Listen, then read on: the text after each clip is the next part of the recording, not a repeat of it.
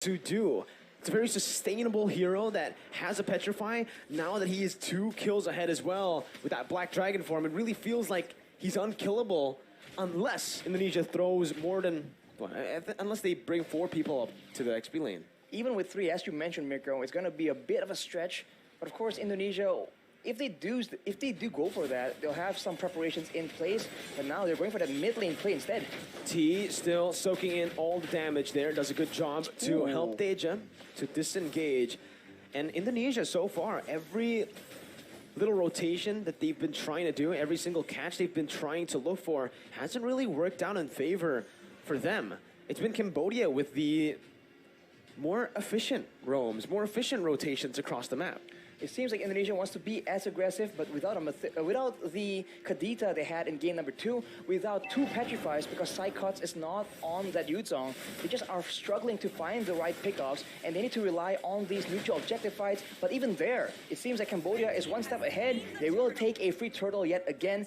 Perhaps Indonesia is waiting for more items, more of a power spike. They are a team with experience, and they have shown to actually be prioritizing that EXP lane yet again. Psycuts able to take out that turret, but will that be enough? Will that be worth it? We'll see here as Cambodia are trying their best to siege down that mid lane. Good rotations from Taz, moving over from his orange buff right to that mid lane to help out the other members on the team. But right now, like you mentioned, that's the wise choice by Indonesia, looking to trade instead of contesting for the neutral objectives, which is definitely going to be favoring Cambodia here in the mid stage of the game. For Indonesia, again, they need to wait for Brands and Hijumet to get those item power spikes, and unfortunately for Indonesia, it does take a bit longer for them to get those power spikes. And you can see, with Windtalker built up by the Irithel, working on that Berserker's Fury next.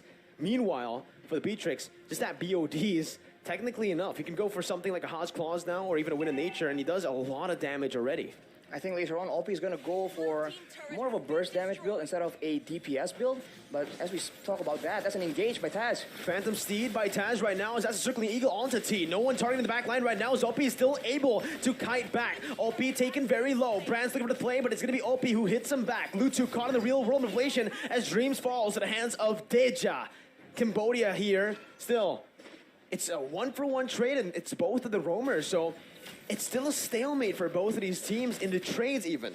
But we talk about the power spikes, and before that, let's talk about that fight initially, because Taz goes for the engage, and you can see that the members of Cambodia spent a lot of time in that real-world manipulation, but they're not clumping up together. So Indonesia failed to get the quote-unquote combo and get massive value from that team fight. Oh, now we have a bit of a technical pause, though. So we have a bit of a moment to talk about what's going to happen, because for Indonesia, we've seen that they have a great grasp of their power spikes, and Hijume, he is rushing for that glowing wand. Knowing Shadow Talisman, he wants to be able to dish out the damage, to be a real deterrent, to ensure that the tankier members, the Yuzong from the side of Cambodia, will not be able to just shrug off that damage, because it will be percentage HP. Agreed. You know, if you take a look at Cambodia again, how they're able to play in these skirmishes, even though Indonesia were the ones to start it, right? The front line for Cambodia is just so visible, and so far it's been so impactful for them. As you can see, again, I'll re-mention again the compositions for Indonesia, where they are actually looking to dive, right? The Masha, the Leomord, with the Irithel and the Mathilda. It can kite back, but it's centered mostly on just diving and breaking that front line, that front to back that Cambodia have really built for themselves here with their composition. Now the thing is, with the Yuzong and obviously with the Lolita, it's just so hard to penetrate towards that back line. When Brands did that, when Brands was able to jump in with Dreams, he had to sacrifice Dreams for what? Just the Lolita, right? Soaks in so much damage, and in the end, even though OP was low, the help of Deja on that Valentina, it was enough of a threat to push Brands back away.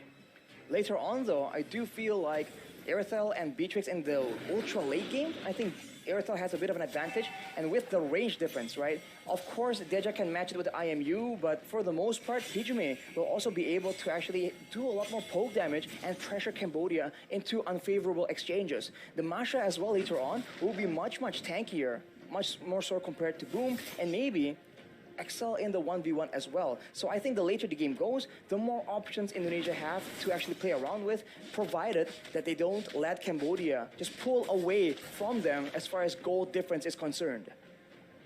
The goal difference is sitting at a 1,000. It's a 1,000 goal lead for Cambodia currently. It's not that big of a difference, but Exactly. I think it's the XP, right? That's right now dictating the match. OP is one level ahead of Brands, therefore dealing a bit more damage than him. And again, it comes down to those power spikes, which OP is able to reach a bit faster than Brands. Level 11. Level 11 also has that BOD. I think he was building towards something else there, either the Wind of Nature or the Haas Claws. But now it's, again, just both of the teams dancing around the neutral objectives. Meanwhile, though, Psychots really with a very aggressive movement to cut the wave under the base turret over there. This will definitely give the upper edge towards Indonesia when it comes down to that wave control and pressure. And you can see Cambodia with the movement already. Lutsu forced to go towards that bottom lane, and he is the jungler. This gives Indonesia so much base, and they are going to commit onto it, knowing that Lutsu's down below. Boom jumps in with Black Dragon form. That's Boomerang Blast, not connecting anyone, but it's the Petrify by Boom, connecting onto 3. No more follow-up. Brand's gonna be caught there, and that's gonna be a lot of damage placed onto with the Circling Eagle as well. Deja stopping him in his tracks as Psychons jumps in with the help of Dreams to find OP. Both of the gold laners, both of the marksmen taken down. Hijime looking for that kite back with his items and with the utility he has. Good slowdown. And again, it's just a 1-for-1, an incredibly close game for both Cambodia and Indonesia. They trade gold leaders right now, but without that gold lane, we talked about Cambodia's reliance on having OP as the hero of the game right now. That means Indonesia has a lot more of an advantage. They are going for the Lord again, and they're going for a fight where their AoE can actually swing tides in their favor. Brands is going to reach this Lord pit a bit faster. Real world inflation locking Boom down for the Phantom Steed to deal as much damage as possible. Brands finally rejoining the team. That's another Phantom Steed over by Lutsu, by Deja, who's able to jump in. Lutsu coming in, enabling the rest of the team to deal out that damage. A 1-for-2 now. It's still favoring Indonesia. Lutsu and Boom taken down for Taz. The Lord is not going to be committed on right now. Indonesia decided to just go for that mid lane. T trying his best to defend this, but it won't work out for him in the long run. The Circling Eagle might actually be able to take him down here with the help of the other members, but T will be able to get out. The Indonesian members opted to just go for the turret. And all that was just for a turret. This game is getting, like you mentioned, intense from the future, man. It's going to be very much intense, even more so later on, especially for Cambodia. They're starting to lose their grasp on the game, especially with Indonesia's control over the neutral objectives. With that Masha split pushing as well, we've talked about this. Cambodia have a bit more of a combo situation. Indonesia have a lot more options to play around with. They can use the Leomord and the Masha defensively, and they have security. They have the Matilda's Guiding Wind to try and save their main carries as well. Cambodia does not have the same kind of luxury. No, they don't, right? I think now they need to start prioritizing OP again, because in the last few fights they have been able to find Brands, but without the help of OP, it does feel like they will lack more. Well, they will lack that sustainable damage. Boom with the Black Dragon form, Circling Eagle by Dreams, a bit too aggressive there, but the Luminal Blast now is going to be chain in, channeled in. Deja jumping on Hijume, who's still able to kite away, but not for long as he gets taken down by Boom. Brands with the Wind of Nature dealing a lot of damage and sustaining back up again, as that's so much on that back line. Taz is hunting, sniffing out, and he gets it onto OP. A brilliant read by Taz to find that double and to get Indonesia a 3-for-2 trade.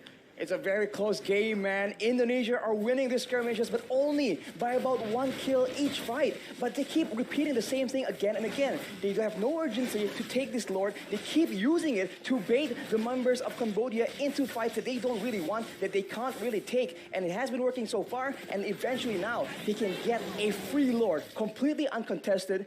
And this is the beginning of the comeback for Indonesia, if they are able to maintain that discipline. Discipline is the name of the game, and on that note, we will take a bit of a break because there is a technical pause.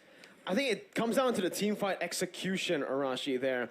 You could see that for Indonesia, like we mentioned earlier on, the problem that they had to face was that front line not breaking. Yep. The Mortis, the Valentina even acting as a frontliner with the help of, obviously, the Yuzong. But in that fight there, they were able to split these members across different positions, and with their composition, it works. You know, this is what their composition was made for, to dive and to isolate the members, taking them down one by one simultaneously. I think that is where Irithel excels as well, because you can be a lot more mobile and you're not really as vulnerable as all the other gold laners. In that fight though, Hijime was dangerously close to getting picked off. He was using his real world manipulation right on the tip of the Numenon blast range. He flickered out of danger there, but that could have easily gone south for the Indonesians. And this just shows again how close the games need to be.